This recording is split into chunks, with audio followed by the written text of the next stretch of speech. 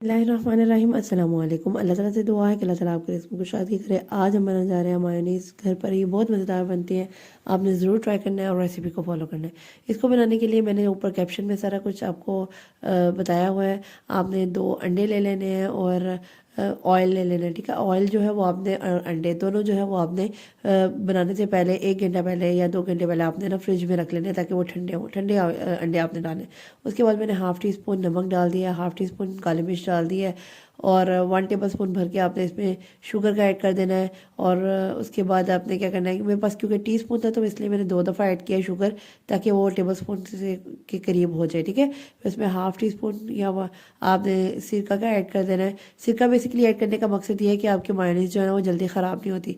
आप इसको ना फ्रिज में भी रख सकते हैं। मैंने ऑलमोस्ट 10 डेज़ तक रखी थी तो मेरा अल्हम्दुलिल्लाह बिल्कुल ठीक रही थी। तो आप ना इसको सेव भी कर सकते हैं, ठीक है। उसके बाद आप इसको ब्लेंड कर लेंगे। कुछ लोग इसको हैंड ब्लेंडर में पकाते हैं, कुछ दूसरे ब्लेंडर में बनाते हैं। मैं जो है ना वो जूसर में बना के आपको दिखा रही हूँ, ठीक है। और जिसमें आप बना रही हो उस जो है ना फुली ड्राई होना चाहिए आपका जूसर, जो है ना वो बिल्कुल भी वेट नहीं होना चाहिए। और दूसरी बात ही मैं आपको बताया है कि आपने अंडा और साथ में ऑयल जो है ना वो फुली आपने ना ठंडा लेना है, ठीक है। उसके बाद आपने अच्छी तरह से ब्लेंड करना है इन सब इंग्रेडिएंट्स को।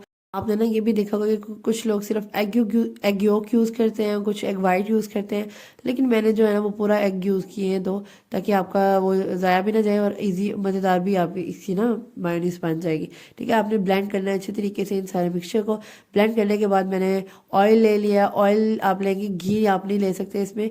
ऑयल लेंगे और ऑयल ऐसी बॉटल में आपने कर देना है ऐड जिसमें ना वो थोड़ा ना धार सी बन जाए बॉटल की। जैसे मैं सुराख सा मेरे अंदर बॉटल में है तो मैं ऊपर करके इसको डालूंगी और थोड़ा बिल्कुल डायरेक्ट नहीं डाल देना और एकदम नहीं डाल देना, आपने ना धार सी बनानी है। तकरीबन जो है ना वो मैं 1 से 1.5 कप के करीब मेरा ऑयल डाल जाएगा, लेकिन ये मैं प्रॉपर भी नहीं आपको बता सकती कि कितना कप डालेगा, क्योंकि आपकी थिकनेस पे डिपेंड करता है। जितना आपने थिक करना है उतनी ही आप माइनस थिक करनी है, उतना ही आप ऑयल डालते रहेंगे।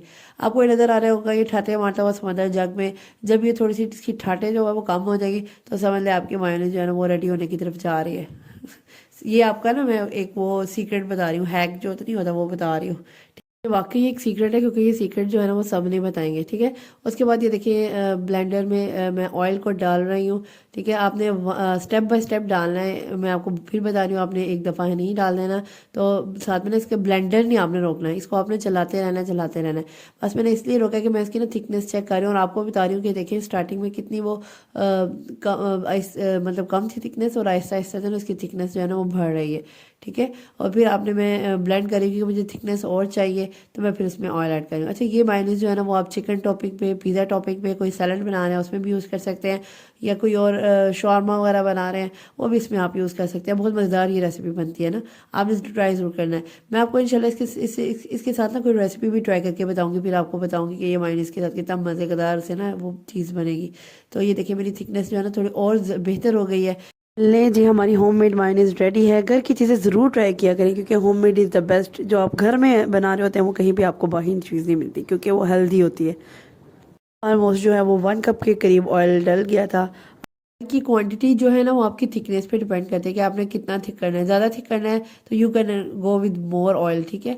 मैंने मेरे लिए इतनी ही बहुत ही, मैंने इतनी ही की है। अगर आप किसी भी शॉप पे जाएं या शॉर्मा शॉप पे जाएं, उनकी इससे भी ज़्यादा ना वो पतली होती है, लेकिन मैंने फिर भी गाढ़ी की है। देखिए मैं आपको दिखा रही हूँ, मायोनीज़ बन के रेडी है। Do try this recipe, don't forget to share it with your friends and family. Next इंशाल्लाह इसके साथ ही मैं कोई रेसिपी आपके साथ ट्राई करूँगी। नेक्स्ट वीडियो आपके लिए इससे भी मज़ेदार होगी। ये देखिए मैं आपको करीब करके भी इसकी थिकनेस बता रही हूँ, लेकिन अच्छा सब बातें छोड़ें, टेस्टफुल बहुत ही है, ठीक है। नेक्स्ट इससे भी मज़ेदार वीडियो लेकर हाजिर होंगी। नेक्स्ट वीडियो तक के लिए अल्लाह हाफ़िज़।